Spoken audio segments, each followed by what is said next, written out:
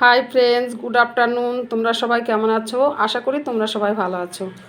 তো আজ দুপুরের লাঞ্চের মেনুতে কি রেসিপি করলাম বন্ধুরা, সেগুলো তোমাদের সাথে শেয়ার করছি। তো বন্ধুরা, একটা প্লেটে ভাত গুছিয়ে নিয়েছি, দেখতেই পাচ্ছ বন্ধুরা। প্লেটে ভাতটা আমি গুছিয়ে নিয়েছি, আর ভাতটা দেখিয়ে দিলাম বন্ধুরা। আর ভাতের এক সাইডে মানে প্লেটে আমি বেগুন আর পটল কুচি কুচি করে কেটে কাঁচা লঙ্কা চিরে ভাজা করেছি, সেটাও প্লেটে দিয়ে দিয়েছি, সেটাও দেখিয়ে দিলাম বন্ধুরা। আর রুই মাছের পেটি ভাজা, তা রুই মাছের পেটিটা ভেজে নিয়েছি বন্ধুরা, সেটাও প্লেটে দিয়ে দিয়েছি, দেখিয়ে দিলাম তোমাদেরকে। আর করেছি পুঁই শাক চচ্চড়ি। তো পুঁই শাক চচ্চড়িটা করেছি বন্ধুরা, আমি কাঁচা লঙ্কা চিরে দিয়েছি, শুকনো লঙ্কা, পেঁয়াজ, রসুন ফোড়নে দিয়েছি, আর সামান্য পরিমাণ চিনি দিয়ে নামিয়ে নিয়েছি। তো এটা দেখিয়ে দিলাম পুঁই শাক চচ্চড়িটা বন্ধুরা।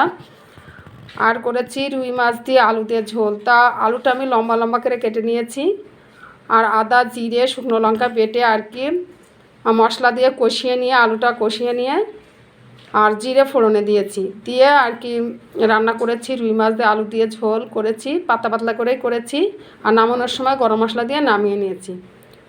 তো বন্ধুরা, আর একবার তোমাদেরকে দেখিয়ে দিলাম। প্লেটে ভাত গুছিয়ে নিয়েছি বন্ধুরা, ভাত, বেগুন পটল ভাজা, রুই মাছের পেটি ভাজা, পুঁই শাক চচ্চড়ি, আর রুই মাছ দিয়ে আলু দিয়ে ঝোল। তো বন্ধুরা, শুধু রুই মাছ দিয়ে আলু দিয়ে ঝোল করেছি, সেই কালারটা দেখো, রুই মাছের আলুর তরকারিটার কালারটা দেখো, কত সুন্দর কালার এসছে ঝোলের। তো বন্ধুরা, আজ দুপুরে লাঞ্চের মেনুতে আমি এই রেসিপি করেছি। তো রেসিপিগুলো কেমন হয়েছে তোমরা অবশ্যই কমেন্টে জানাবে বন্ধুরা। আর একটা কথা বন্ধুরা, তোমরা ফলো করতে কখনো ভুলবে না, ফলো করে পাশে থাকবে, আর লাইক কমেন্ট শেয়ার করে সবাইকে দেখার সুযোগ করে দেবে। আর তোমরা কে কীভাবে রেসিপি করো সেটাও কমেন্টে জানাবে, আর কে কী খেতে ভালোবাসো সেটাও কমেন্টে জানাবে।